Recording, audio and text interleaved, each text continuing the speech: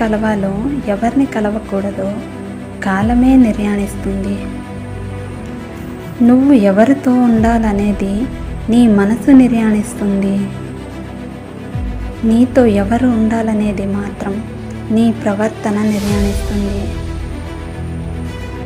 విలువ లేని చోట నోరు విప్పకూడదు, కానీ అవసరం ఉన్న చోట నీ కోసం నువ్వు ఖచ్చితంగా వాదించాలి.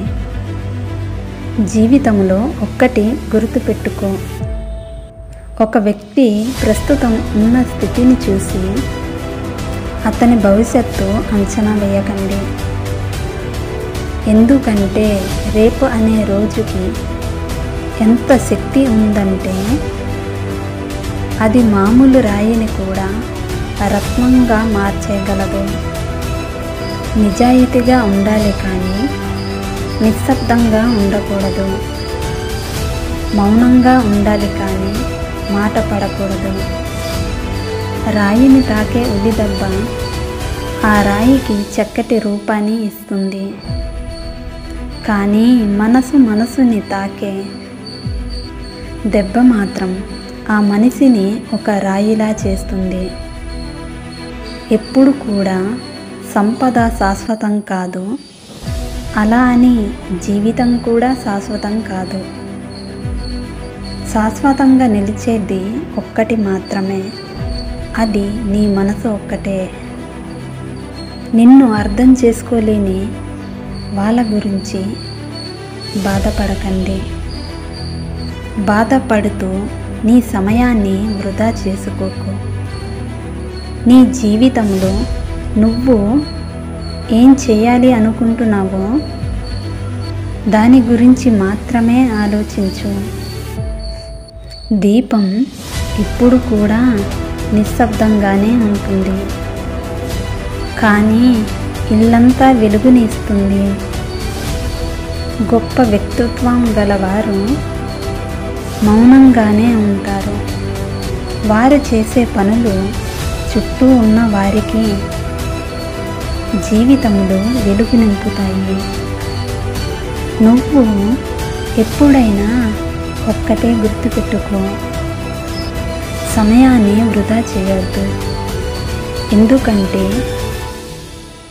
నువ్వు వృధా చేసే సమయం విలువ ఇప్పుడు నీకు తెలియకపోవచ్చు, కానీ ఏదో ఒకరోజు ఖచ్చితంగా నీకు తెలుస్తుంది.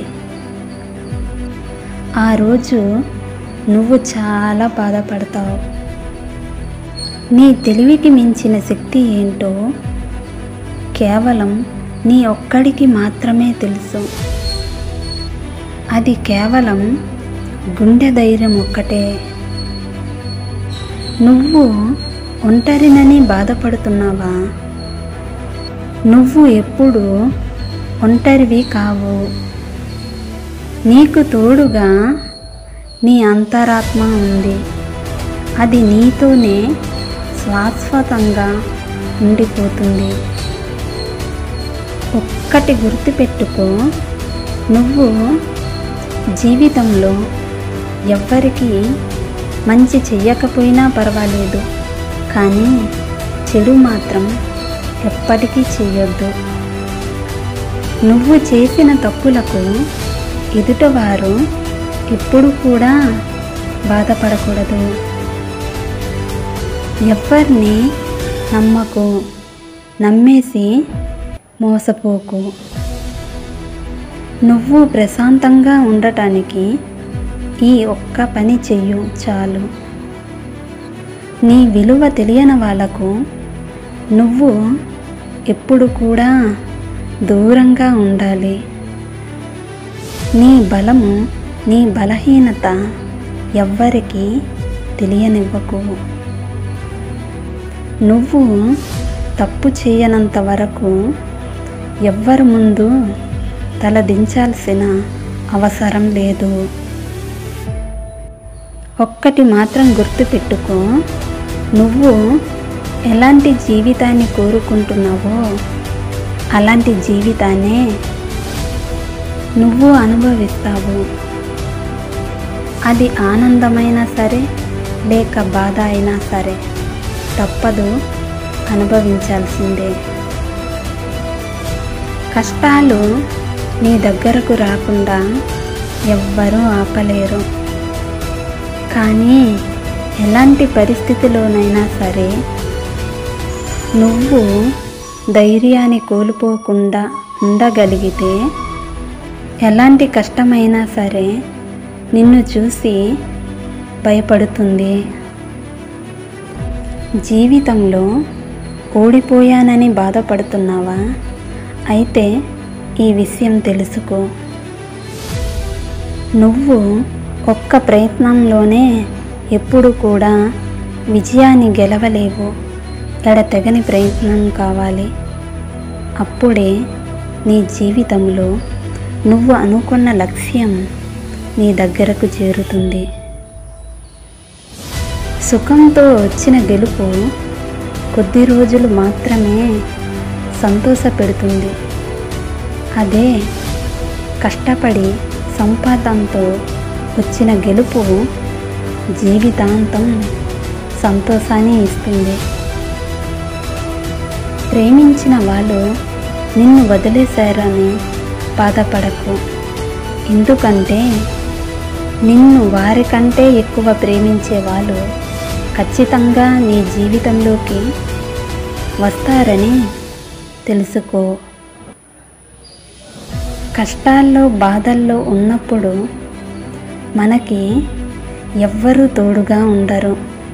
కానీ మన కన్నీళ్ళు మాత్రం మనకి తోడుగానే ఉంటాయి. వాటిని ఎప్పుడూ కింద జారనివ్వకు. కష్టాలు వచ్చాయని ఏడుస్తూ కూర్చుంటే జీవితంలో శూన్యం తప్ప ఏమీ మిగలదు. అదే కష్టాన్ని సంతోషంగా మార్చుకొని పోరాడి చూడు. అప్పుడు జీవితం అంటే ఏంటో నీకే అర్థమవుతుంది. ఈరోజు నువ్వు పడిన కష్టమే రేపటి రోజు సుఖంగా మారుతుంది. నువ్వు ఎవరి లైఫ్తోనూ ఆడుకోను వద్దు. అలా అని ఎవరి దగ్గర నటించను వద్దు. ఎందుకంటే నీది నటన కావచ్చు, కానీ అవతల వాళ్ళది జీవితం.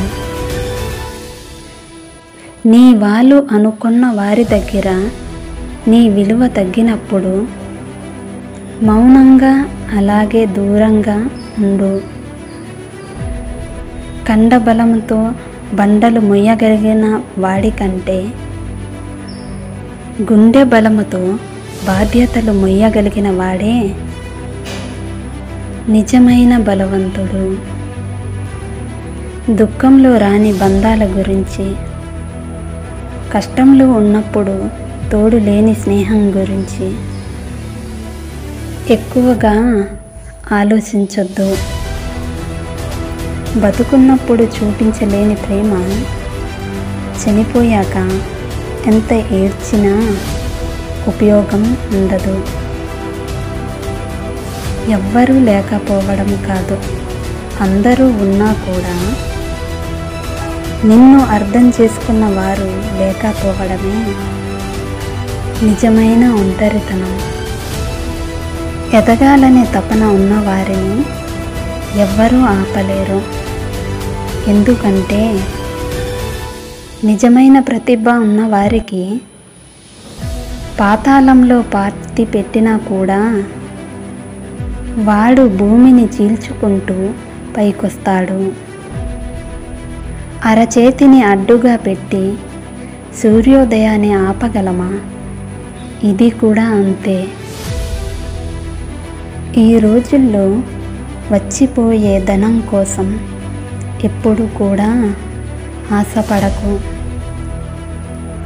జీవితాంతం నీకు తోడుగా ఉండే బంధాలని ఎప్పుడు వదులుకోకు. ఎక్కువగా వాదించే వారికి మీరు ఎంత తక్కువగా స్పందిస్తే అంత ప్రశాంతంగా ఉండగలరు.